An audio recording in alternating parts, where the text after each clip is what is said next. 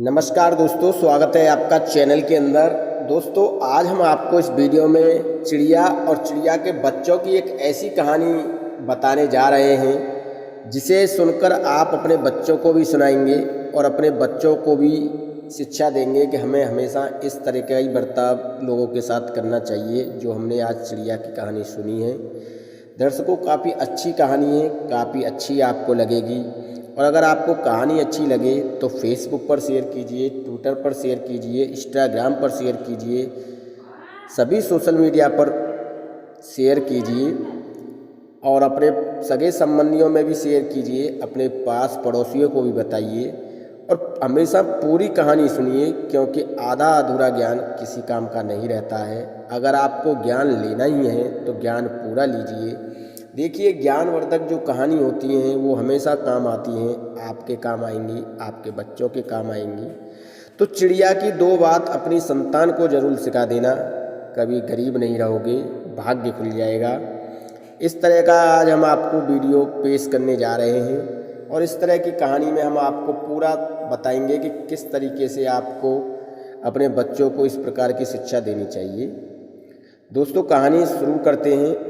अगर कहानी पसंद आए तो चैनल को सब्सक्राइब कीजिए, वीडियो को लाइक कीजिए और अपने दोस्तों में शेयर कीजिए। दोस्तों, बहुत समय पहले की बात है। एक जंगल में एक चिड़िया रहती थी और चिड़िया ने अपने दो बच्चों को जन्म दिया। एक पेड़ पर घोंसला बनाकर एक चिड़िया रहती थी जिसने अपने दो बच्चों को जन्म दिया और वो चिड़िया अपने बच्चों को छोड़कर कहीं नहीं जाती थी। वो चिड़िया हमेशा अपने बच्चों के साथ ही रहती थी, अपने बच्चों को अपनी छाती से लगा के रखती थी। एक पल के लिए भी वो चिड़िया अपने बच्चों को कभी सूना नहीं छोड़ती थी। इस तरीके का प्यार था चिड़िया में और चिड़िया के बच्चों में। पर समय को कुछ और ही मंजूर था। समय जैसे जैसे आगे गुजरता गया, उस जंगल में एक ऐसा तूफान आया कि सभी पेड़ पौधे उखड़ते चले गए और चिड़िया के बच्चे जिस पेड़ पर अपना घोंसला बनाकर रहते थे वो पेड़ भी उखड़ गया। और इतना ज़्यादा बड़ा तूफान था कि एक चिड़िया का बच्चा पूर्वोत्तर की दिशा में जाके गिरा, पूर्वी दिशा में, तो दूसरा चिड़िया का बच्चा पश्चिम की दिशा में जाके गिरा। तो दोनों बच्चे चिड़िया के जो थे वो बिछड़ गए और चिड़िया भी उनसे बिछड़ गई। अब एक बच्चा जो था वो पूर्व की दिशा में जो गिरा था वो पूर्व दिशा में एक ऋषि के आश्रम पर जाकर गिरा और ऋषि ने उसका अच्छे तरीके से लालन पालन पोषण किया और वो वहीं ऋषि के आश्रम के बाहर एक डाल पर रहने लगा। दूसरा बच्चा जो था वो पश्चिम की दिशा में जाके गिरा, जहाँ पर एक गुफा थी और गुफा के आगे एक पेड़ था और पेड़ पर वो अपना बसेरा करके रहने लगा। उस गुफा में कुछ चोर डाकू लुटेरे रहते थे और वो हमेशा लोगों से लूटपाट किया करते थे और अपना पेट भरते थे। और वहीं पर जो है चिड़िया का बच्चा अपना घोंसला बना के उस गुफा के बाहर पेड़ पर रहने लग गया। जब समय गुजरता गया धीरे धीरे, तो एक दिन जो पूर्वोत्तर की दिशा में जाकर गिरा था वो भाई अपने भाई से मिलने गया। तो काफ़ी समय हो गया था, चिड़िया के बच्चे जो थे बड़े हो चुके थे, उनके पर निकल आए थे, वो बड़े परिंदे हो चुके थे। जब उसने अपने भाई को देखा तो उसने कहा, भाई अब हम बड़े हो चुके हैं, अब हम और तुम दोनों एक साथ रहेंगे। तुम यहाँ इन लुटेरों की गुफा के बाहर क्या करते हो? यहाँ पर रहोगे तो इनकी संगत का असर पड़ेगा और मैं ऋषि के आश्रम पर रहता हूँ। ऋषि काफ़ी अच्छे हैं, काफ़ी प्यार करते हैं हमसे, हमें अच्छा दाना पानी देते हैं, तो तुम भी हमारे साथ रहो, हम दोनों भाई ऋषि के आश्रम पर रहेंगे। पर उसका जो भाई था, जो लुटेरे जो थे, उन लुटेरों की गुफा के आगे जो पेड़ पर रहता था, उसने जाने से साफ मना कर दिया और कहा, मैं इन्हीं लुटेरों के बीच में पला बड़ा हूँ और इन्हीं ने मुझे दाना पानी दिया है और अब मैं इस गुफा के बाहर इस पेड़ पर ही रहूँगा और यहाँ से मैं अब कहीं नहीं जाऊँगा। मुझे मेरे हाल पर छोड़ दो, जो मेरी किस्मत में लिखा है वो मैं भोगूँगा और वो मुझे भुगतना ही पड़ेगा। यह कहते हुए उसने अपने भाई से कहा कि तुम लौट जाओ और अपने ऋषि के आश्रम पर ही रहो। वो भाई जो था वो ऋषि के आश्रम पर लौट आता है और वहीं पर रहने लगता है। दोनों भाई इस तरीके से अपना अलग अलग रहते हैं। जब समय गुजरता गया तो एक राजा शिकार करते करते जंगल में पहुंचता है और वो रास्ता भटक जाता है। और जब वो रास्ता भटक जाता है तो भूखा प्यासा उस पेड़ के नीचे जाके बैठता है जहाँ पर लुटेरों की गुफा थी। जब वो वहाँ जाकर बैठता है तो उस गुफा से आवाज़ें आ रही थी कि जो भी माल है वो लूट बांट लो, जो भी माल हमने लूटा है उसे जल्दी से बांट लो, और बाहर एक घुड़सवार बैठा हुआ है उसे भी पकड़ कर ले आओ, उससे भी कुछ ना कुछ मिलेगा हमें, उससे भी हमें कुछ ना कुछ लूटपाट करनी है। इस तरह की बातें राजा के कानों में सुनाई देती हैं। तो राजा परेशान हो जाता है और उस पंछी की तरफ देखता है। पंछी बड़ा ही सुंदर था। फिर राजा वहाँ से जल्दी जल्दी चल देता है और वहाँ से निकल जाता है। जब राजा जंगल में चलता जाता है धीरे धीरे तो वो एक ऋषि के आश्रम पर पहुँचता है जहाँ पर एक ऐसा ही चिड़िया का बच्चा था जो राजा छोड़ कर आया था। और जब वो उस पेड़ के नीचे जाके बैठता है ऋषि के आश्रम के बाहर, तो उस चिड़िया के बच्चे ने कहा, आइए राजन, आपका हमारे ऋषि के आश्रम पर स्वागत है। आइए ठंडा पानी पीजिए, भोजन ग्रहण कीजिए, ऋषिवर आते ही होंगे। यह सुनकर राजा बड़ा प्रसन्न हुआ और राजा वहीं पर बैठ गया। थोड़ी ही देर में ऋषि का आगमन हुआ। ऋषि ने कहा, आइए राजन, आप बाहर क्यों बैठे हैं, आश्रम में पधारिए, ठंडा पानी पीजिए, भोजन ग्रहण कीजिए।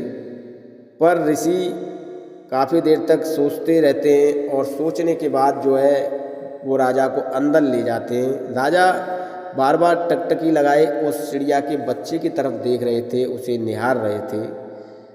तो ऋषि ने राजा से पूछा कि राजन, आप इस चिड़िया के बच्चे की तरफ बार बार क्या देख रहे हैं?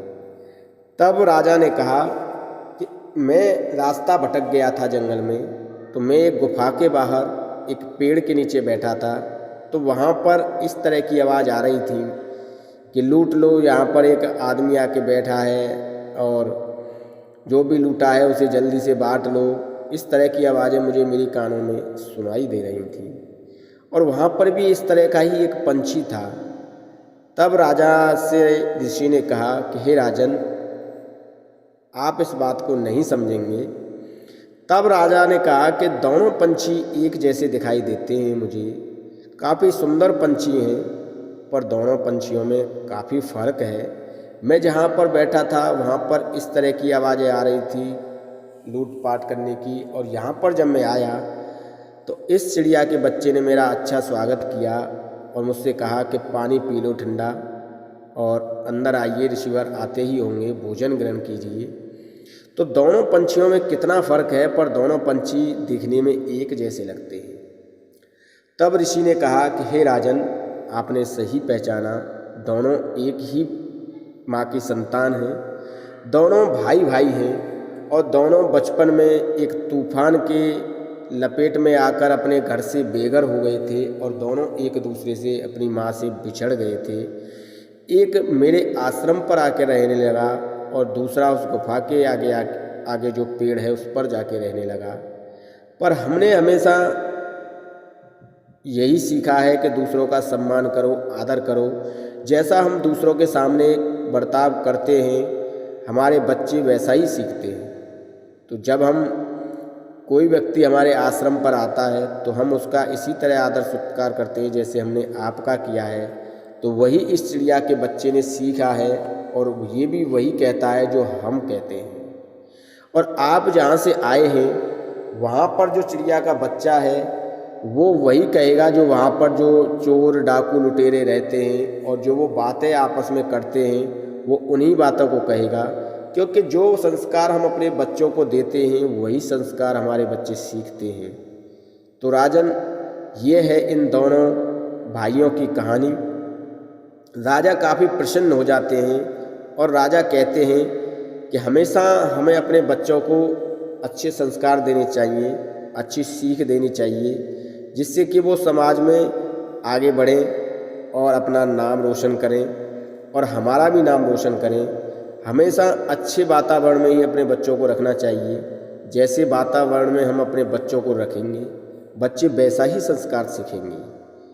तो राजा ऋषि की बातों से काफ़ी प्रसन्न हुए और ऋषि का धन्यवाद करते हुए और भोजन ग्रहण करने के बाद अपने नगर के लिए वापस लौट गए।